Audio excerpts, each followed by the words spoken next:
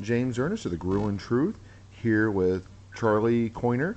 Charlie, tell us about the invention of First Down Playbook. Well, James, First Down Playbook, it's been an evolution, and it probably started back in 2009 when I was working at the Buffalo Bills and the staff got fired. So, long story short, is I was looking for a way to get all of the football plays that I was using in the NFL and college when I was coaching and get to them a lot faster than I was able to in the 17 boxes I was toting around the country at the time. So as I was working on that, I moved to Austin, Texas, and had some people a lot smarter than I was in tech world look at it and explain that that might be something that could be made into an application or a website that could help other coaches. And so one thing led to another, and we, in 2012, released a drop back passing game app that had over 5,000 plays on it. And then we were quickly, confronted by the youth league coaches who explained to us that, that a lot of the youth quarterbacks couldn't throw it from here to that door, so that wasn't helping them a whole lot. So they wanted us to do a youth application, and we did that, and then we did a special teams. And so, as you can tell, I'm fast forwarding pretty quickly through a 5-year deal here. In 2015, we finally came to the conclusion, the realization that we were only going to be able to do this if we approached it as a comprehensive website and soon-to-be application that would help all coaches. And when I say all coaches, I mean, offense, defense, special teams, youth, flag, all different versions of any of those I just mentioned. So that's where First Down Playbook came from, and it's now evolved to a website with over 30,000 football plays, defenses, and schemes that are drawn by, they're all drawn by NFL back coaches or players, and not all the plays are designed for the NFL, but they're all drawn with the they're all drawn with the quality that you would expect an NFL play to be drawn because the people who are drawing them have done a lot of that. Nice. So it sounds like it's very well rounded. Like you said, you have plays that the Pee Wee football teams can use, all the way up to NFL teams. Exactly. And what we've tried to do, James, without sounding arrogant about it, I mean, but when you start talking about the youth coaches, there are a lot of moms and dads that are out there coaching youth football and flag football that may not have ever coached before. And the reason they're coaching is because if they don't, then there won't not be a team because no one else will. So we're trying to help them, give them a quick reference to where you can go in, and our detail is where we think separates us.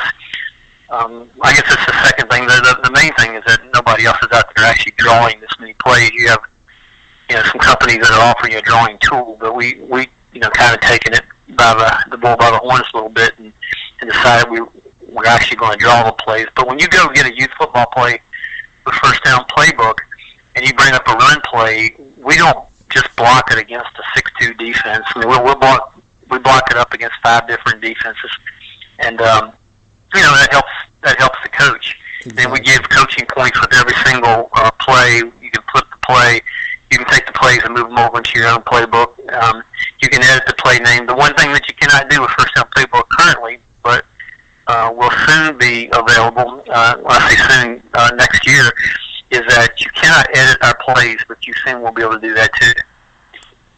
Oh, nice. So if there's like a slight tweak because, say, the tight end on the middle school team just really isn't good at blocking the end, he's better at blocking the linebacker, they can modify it. Okay, that'll be nice.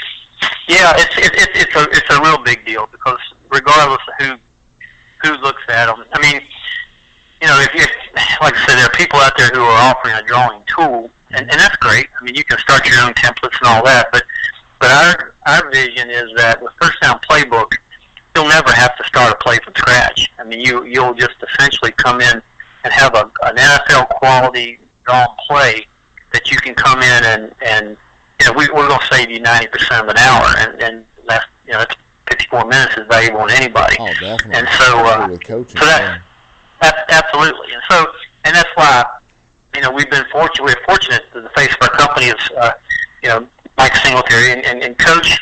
I always make sure I point this out because I'm, pretty proud of it that Coach Singletary found us. We didn't go looking for a face of the company, but Coach's deal was he saw what we were doing, and even though we were approaching this,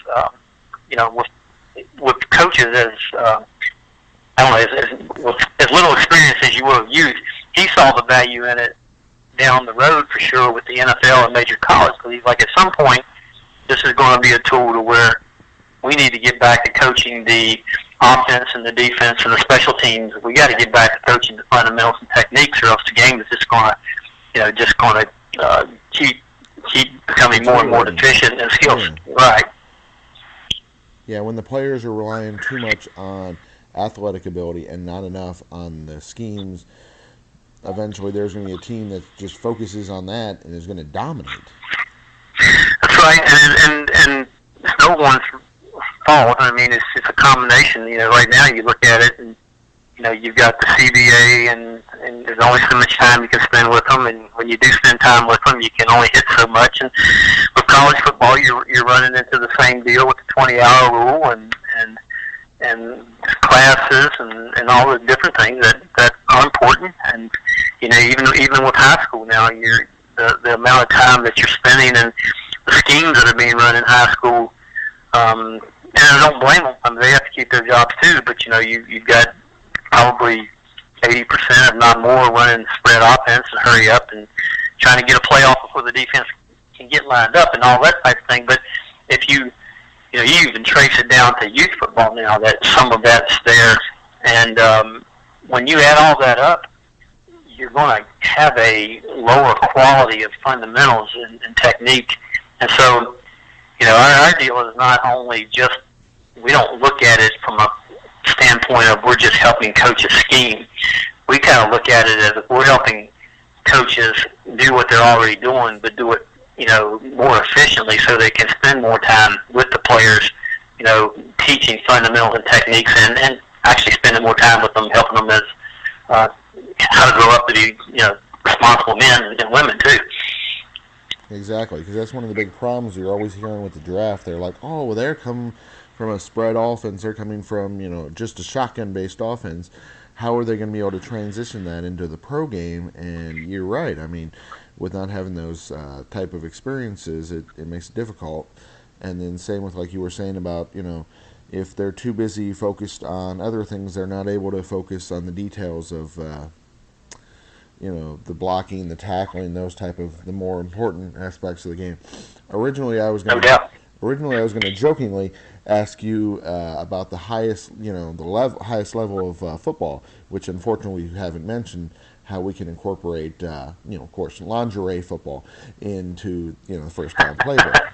Because obviously but no, that is one of the things I will give a shout out to one of the coaches in their league, the Chicago Bliss, because he preaches exactly what you're saying is about the more so about the details, because they keep their offense and defense nice and simple, but they focus on the right techniques, and which makes a world of difference. And yeah, they just dominate because of that aspect of it. No doubt, and that's where I think sometimes we and the purists out there. I used to be one of them. I coached 30 years, 9 in the NFL, the rest of it major college football. Well, most of it major college football, but and I was a position coach for most of those years and coached in special teams, and I was big on fundamentals and techniques. And so people now they're firing back at me. Well, now all you're doing is you're doing plays and schemes. I'm like, no, there's 30,000 plays in first down playbook right now. First of all, nobody needs to be running 30,000 plays. I don't care if you're coaching Foxborough or Thornbury, whatever. You need to pick what you do, and hopefully when we get the editing tool, we're going to help you be able to do it faster and where you can get back to your fundamentals and techniques. But yeah, that's the whole thing is that the big picture, we got to get away from, and I know NFL teams have quality control coaches, but I was in the NFL for 9 years, and I was only the quality control coach for some of those years.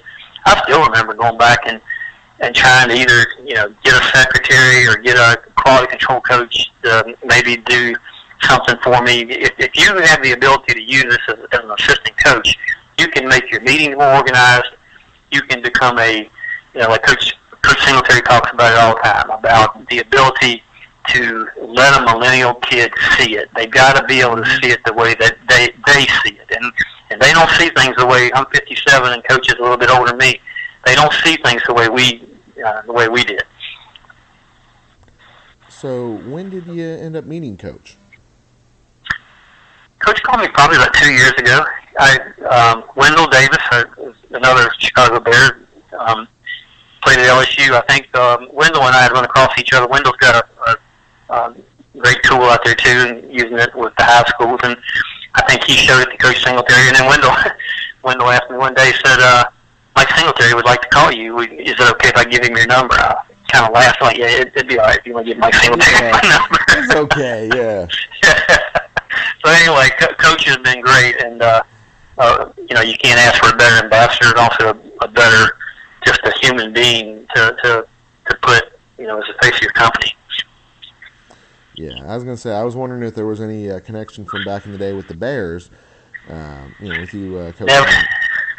Never met him then. I obviously knew about him since I was 10, but yeah. I never met him when I was in Chicago, but he lives in Dallas, Texas now, and which was I never realized that. And having the company based in Austin, that made it convenient too. But he's very much behind what we are trying to get done with First Down Playbook with the editing tool too, because he totally sees that as the bridge to where we're going. And we don't ever want to change, James, from a standpoint of we put new content on First Down Playbook 3 times a week.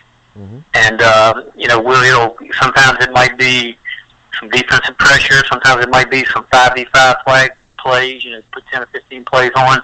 We have we're closing in on 500 flag plays right now, but the thing that we want to do is we want to continue to be a reference tool for coaches, but we just want to give them the chalk back and let them, like you said, move the quarterback to the shotgun. Or we don't call our running back an H, we call it an R.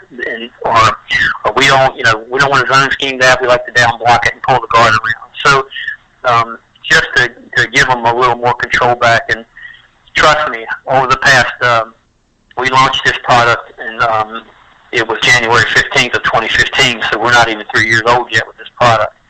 And I keep a file, and it's bulging with people screaming for an editing tool with this product. So we've got an audience waiting on it. It's not like we're going to have to go find anybody once we create it. I know what you mean. Sometimes doing all that computer stuff is really just a pain in the neck. Like, we finally got our iPhone app, but we still haven't got our dang Android app done, and yeah, we keep getting people giving us grief about that. Oh, no doubt. And if you'd have got the Android and not the iOS, it would have been just the opposite. So, you're living our world right now, because it's the same thing when you start talking about,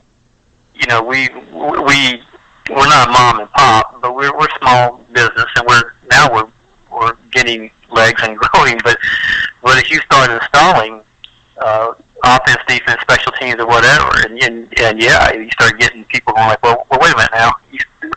Are you ever going to install under defense? Are you ever going to install the flex bone on offense? What about 12-man football? I mean, we get Canadian coaches all the time on us about that. Or I live in North Dakota and we only play 9. We only have enough for 9 men. Are you ever going to do that? So, yeah, when you get into the world of A, technology, B, just trying to keep all the coaches happy, you've bitten off a mouthful. Definitely, yeah. I was going to say, if you do have the Canadian playbook, we actually have several Canadian shows. Our network's really popular up there, and they covered the Grey Cup and all that stuff intently. Really? Oh, yes. Yep. We've got a nice partnership. We just started here at the beginning of this year with Football Canada. So they wanted to start slow with the flag plays, and so we're kind of letting them tell us where they want to go with it. But yeah, we're going to eventually get to the tackle, and then they've been playing modified football up there, which is the game that USA Football is promoting right now as rookie tackle, and they've been playing that up there for 10 years. So, yeah, there's a lot of different ways that you can play football, but the thing about it is, whether it's 7-on-7 or whether it's flag or tackle or 9v9 or whatever, it remains immensely popular across the globe. So tell us about how your coaching career got started in Appalachian State. Well, I was when I grew up, my father was a football guy, and so that's where it all started. But as we've never met, but I'm 5'9" and 160 pounds. I wasn't a great football player by any means, and so I played high school football, and then I was a pretty good baseball player. Not to be confused with really good, but I was pretty good. And so I went to Catawba College and played baseball. Didn't play football in college, and thought I was better than I was at baseball, to be honest, and thought it might have a chance, but did not. And so anyway, I go through 4 years of college and don't play the game that I really loved. I just didn't think I was good enough to play it, and who knows, maybe or maybe not. But so I get to Appalachian State as a grad student, and I'm sitting there wondering what I'm going to do, because I know that I had no aspirations of NFL or anything like it ended up. I thought I need to somehow get involved with coaching, because I want to go back, either to my hometown or some town and coach high school football. Mm-hmm. And so I just got the courage up one day. I walked into Mac Brown's office, and who had just been named the head coach at Appalachian State, and walked in and said, did not play in college, but I'm in grad school here at Appalachian State. I'd like to coach. And he explained to me very quickly that there was no pay involved, and I understood that. And I quickly found out that a young coach, particularly in those days, did a lot of going to get lunch and washing cars and babysitting and anything to let the real coaches actually have more time. But it was a great opportunity, and I owe my whole career, the 30 years of coaching, and actually what I'm fortunate enough to be doing right now, to Coach Brown for giving me that chance. Yeah, I know what you mean. When you got to start on the bottom and work your way up. I ended up doing something similar with arena ball, and before our team folded, they had me scouting, and which led to doing these type of shows. So you're right. You never know what type of opportunities are out there, and how how things can change quickly. They can. And once again, I'm 57 years old, and I've had a lot of guys and girls now that have asked how can I get to essentially what you were fortunate enough to do. And I tell them all, there's two things. One is that you just got to find a way to get in the building. Yeah. I mean, if you get in the building, man, that is huge, because it's hard to get in the building. It's hard to get in any building. It used to be you could walk up and say I'll work for free, but now from the standpoint of you can't have people work for free. You got to pay them, whether it's liability or whatever. Or you just can't have so many people there. They're in each other's way too, because everybody seems to want to coach football. But if you can find a way in the building, that's first. And the second thing I say is that once you're in the building, don't leave. Don't go home when everybody else goes home. I mean, you need to be there when they leave, and then when they come back, they need to look at you and go, "You did go home, didn't you?" I mean, because you've got to be the person that they know that you're going to do your job and 3 other people's job, and sooner or later they'll give you more and more responsibility. Exactly. So tell us about your transition to Minnesota. Been a while since I had that one asked. No, I was just, when I went to Minnesota, that was 1987. I was at Appalachian State and had a great experience. Coach Brown left and went to Oklahoma and Tulane and on off to North Carolina, and the rest is history about him. But Sparky Woods became the head coach, and I coached for 2 or 3 years there with him. And then just an opportunity. I was a country kid from Virginia, and thought I'd gone a long way from home, going from there to Boone, North Carolina, and Catawba College, and Salisbury, but worked with a guy at Appalachian State named John Palermo, who I ended up working several other places with, and he was on Lou Holtz's staff eventually when they won the national championship. But he was in Minnesota and offered me a chance to go up there, and went up there in the frozen tundra for a year, really, and worked for John Gutekunst as the head coach, and I loved it. I loved the city and the people, and only spent 1 year up there. I was still a graduate assistant at that time, and then got an opportunity to come to Tennessee for a full-time job. Like I said, I was 87 or 88 at Austin Peay State University in Clarksville, Tennessee. Nice. Yeah, I was going to say, shoot, over the next years, just some of the neat stops that you had in college football with the Louisville and LSU. Of those coaches, tell us about a little bit of the impact that they had on your career. Well, I am proof positive that, once again, it is a people business. I mean, I've never gotten a job that, Coach Brown walking in his office was probably the only time I ever got a job where somebody didn't speak for me or was on the staff. But as I traveled, like you said, from, going from Austin Peay and having 3 years there, and then, didn't win at Austin Peay. Not many people do, but ended up meeting Jerry DiNardo and going over to Vanderbilt. And it's a great question, James. They all are. Coach Brown is a tremendous people person, tremendous recruiter, and hard to be with Mac Brown for more than 60 seconds and not just think he's the greatest thing since sliced bread. And then I worked for other. John Gutekunst at Minnesota was more of a analytical, Duke graduate guy, and then I ended up working for Jerry DiNardo at Vanderbilt, and Coach DiNardo was just a maniac as far as work and detail and motivation and all of those type of things. And so after I spent 2 or 3 years, I guess, at Vanderbilt, that still wasn't a full-time job. It was you had like what you call a volunteer position coach back in those days, and they may have it again now. But anyway, they cut back on the staff. I ended up going to Texas Southern. Had an opportunity to go to Houston, Texas, because I'd met Bill Thomas, who was the head coach at Tennessee State in Nashville. So I went to Texas Southern and worked there for a year as the offensive line coach and special teams coordinator in Houston. And then Ron Cooper, who was a graduate assistant with me at Appalachian State, had gone on and worked at Notre Dame. He got the head job at the University of Louisville. And so that gave me the opportunity to get over there and coach the tight ends and recruiting coordinator. And my experience at Vanderbilt, I think, helps a lot there, too, because I've worked heavily in the recruiting office at Vanderbilt. So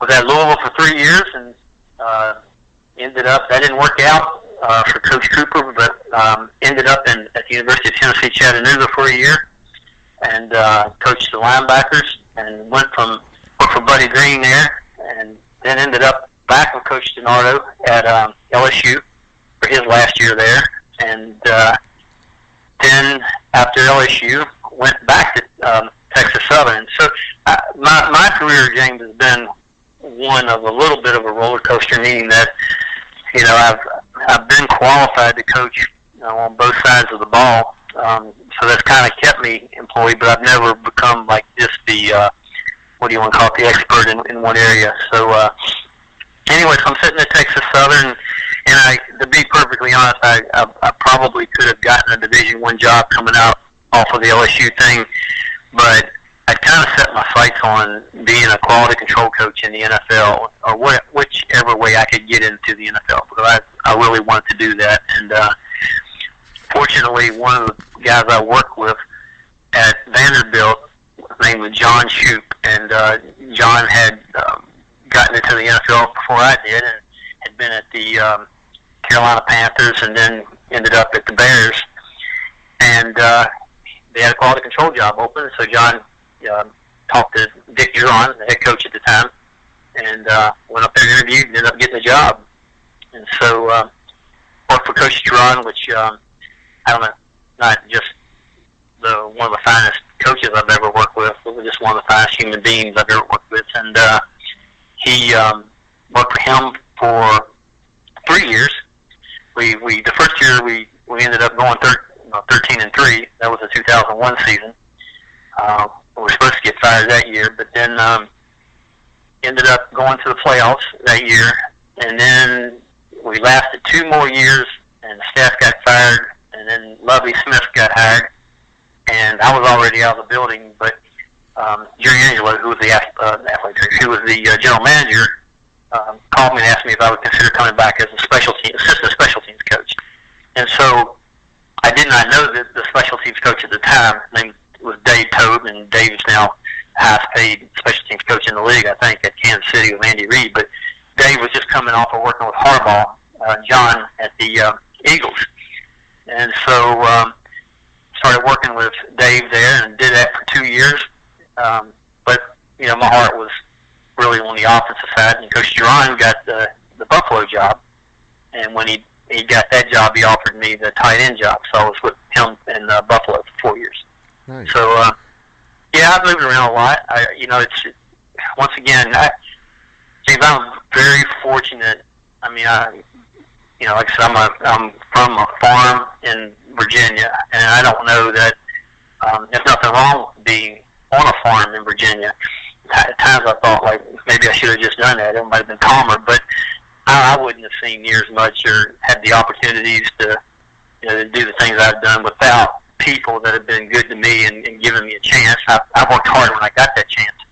But, even like right now, I look around and the people that are helping First Down Playbook, everybody from Mike Singletary to, the people on our board and the people that I've had just the opportunity to learn football from.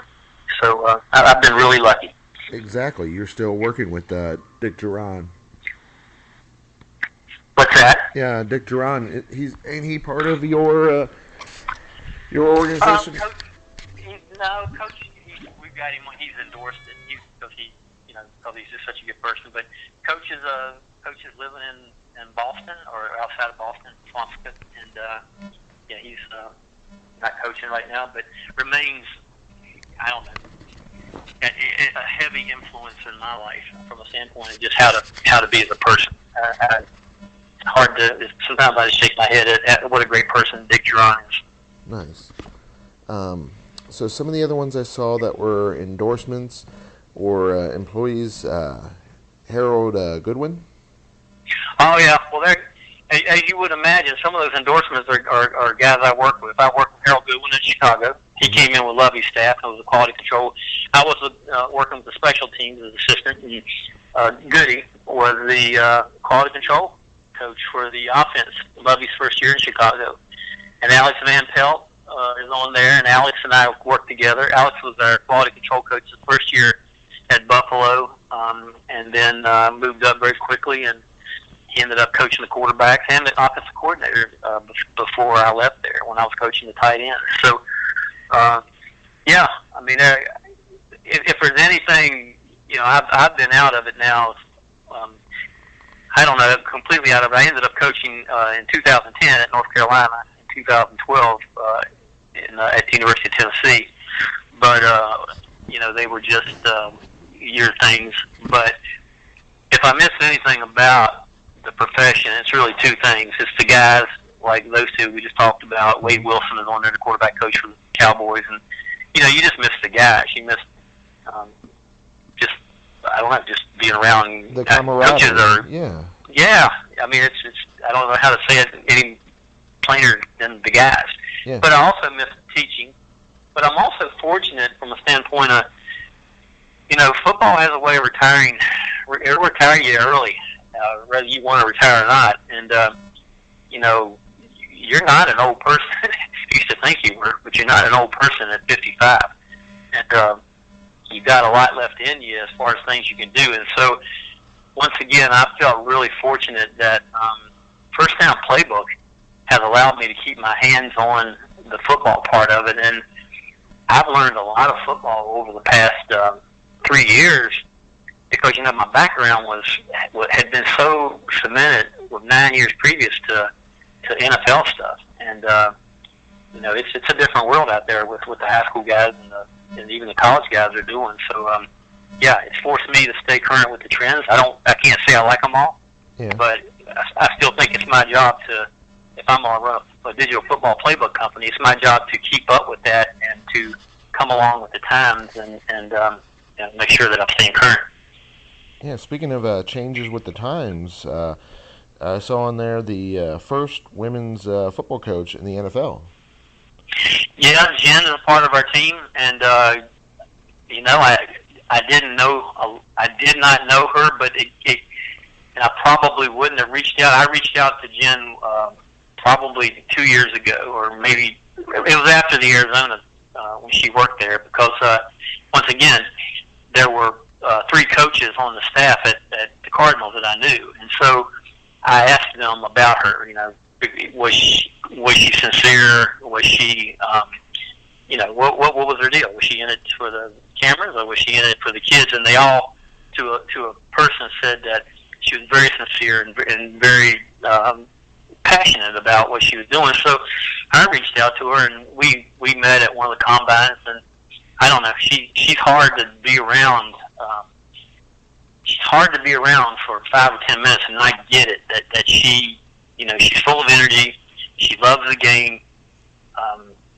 She's probably heard a little bit that she wanted to do more than what she did. She didn't want to just go to the Cardinals to be an intern, and I don't blame her. And but sometimes that's the way it works out. Sometimes you end up being the trailblazer and the pioneer, and others that come behind you get an opportunity. And I've talked to her about that. I mean, and so I think if she got an opportunity to coach, she would. But I think the one thing that I really respect about her is that she just hasn't gone over to a corner and pouted or anything. She's gone out and she's taken her experience and she's trying to encourage other, not just young girls, but it's really just anybody that thinks that they want to be a part of something, that they can do it. She's a very positive, very motivating speaker, and she knows her football. The thing that impressed me, she did a 10 video thing with Coach Singletary, and we wanted to do more, but sometimes we get so many things going. But I had coaches that were my mentors that were 67, 70 years old call me and go, that girl knows what she's talking about. And I'm like, well, yes, she does. that's what she does. She's a coach. Mm-hmm. So anyway, we're very excited to have Jen Welter on our team. Nice. Yeah, because I know of late they've had, I don't know, controversy is not the right word, but they've had coverage of, some of the young ladies starting to coach in the major programs, and it was just interesting how some people are so narrow-minded that they're like, oh, well, they can't. What do you mean they can't coach? Just because you didn't get to play the game doesn't mean. And with her, she even did play the game. I read she was a pretty good running back. Yeah, she did. She was a defensive player, but they actually put her in the men's game, I think, as a running back, and they hit her pretty good. And who would I be to talk? I didn't play college football, and I had an opportunity to coach, and but did I have to overcome some barriers with that? Sure. You have to make up for it in other places, but it's hard, James, because with the female part of it, you look and I see coaches that are coaching in high school that are damn good coaches. I mean, I would never be as good a coach as they would be, and they've been at a school for 30 years and had a tremendous impact on the kids, the school, the program, the community.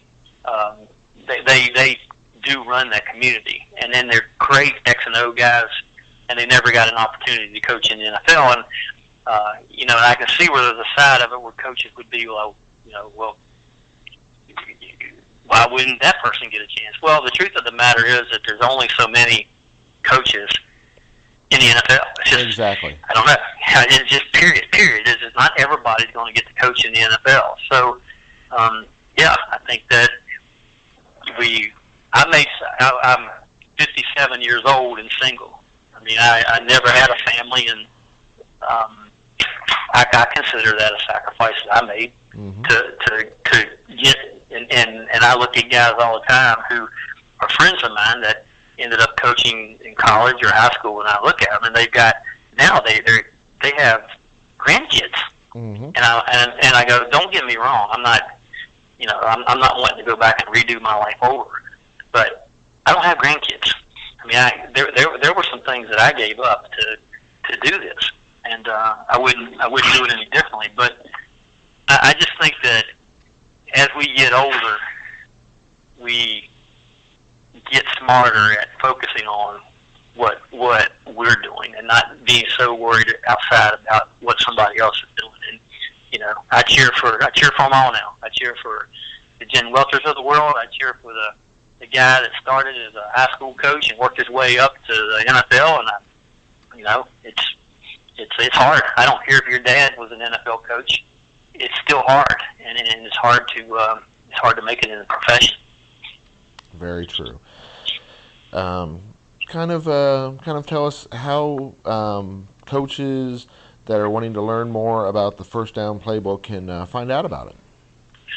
Okay, appreciate you asking that. Right now, if you go to firstdownplaybook.com, and you spell it out, FIRSTDOWN, playbook.com, that's the actual website. The good thing about First Down Playbook, James, is that if you go and you want to know about First Down Playbook, you can go sign up and you can try it for free.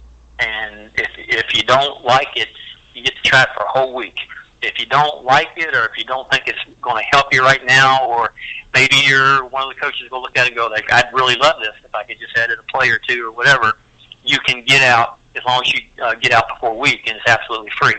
So that's the one way you can find out about what we do. Right now, subscription for that website, we charge $79.99 for a year subscription, 365 days, which is pretty reasonable when you look at the other stuff that's out there. And then the other way that you can get it is you can get a $29.99 subscription per month. And a lot of our youth coaches do that because they obviously don't use it the whole year like some of the older coaches. Now, another site that I think your listeners would really want to hear about is we have what we call a coaches community site. Mm-hmm. And the two sites are linked, and we put something up on that site every day. And oftentimes it's a free play, a free defense. Oftentimes, we're thumping our chest a little bit about what we just released on the real website with the Play website. But when you put something up every day, there's a ton of information. We obviously have analytics on everything, and I see how many coaches go to it every day, and it's a lot. But that website is, because we get kind of hemmed in about what we could get URL-wise, but it's blog.firstdownplaybook.com. But they're both out there pretty. If you just Google First Down Playbook, you're going to find both of those sites pretty quickly. Excellent. Yeah, I was going to say, shoot, nothing against the people that are buying the monthly subscription, and of course then I'm going to say the exact opposite. That is great. Why in the heck would anybody want to do the 1 month at a time? So basically for less than 3 months, you can have the entire year? Yeah. That sounds like an awesome deal. Yeah. It's been a little bit of amazing, but and once again, we do have folks that come in and get First Down Playbook and get the plays that they think they need, and then they cancel their subscription. But that's why it's really important. Two things are really important to us, meaning that we want to continue to put whatever First Down Playbook is this week, it's going to be more than that next week. Exactly. And whatever it is next week, it'll be more than that next month, and whatever it is next month, more than that next year. So we started, just to give you an idea, and obviously the editing feature that we're going to release in 2008. And let me just, if I can, we're about to enter into a 6-month kind of a Kickstarter type deal to where if you're into the First Down Playbook 1.0, what we're talking about right now, we're going to be launching the 2.0 version, which will have the editing part. If you're in, then you're in. And we release it you'll actually be grandfathered over to the 2.0, and then the first time that you go to renew, you're going to renew at a much lower price than the 2.0. So we're already working on phasing that through. So we want to make sure that people understand that if you have been loyal to us early, we will remember who has done that. And the second thing is we want to just make sure that that the people that have stayed with us from the beginning, you could have gotten First Down Playbook for a month at $3.99 back in 2015.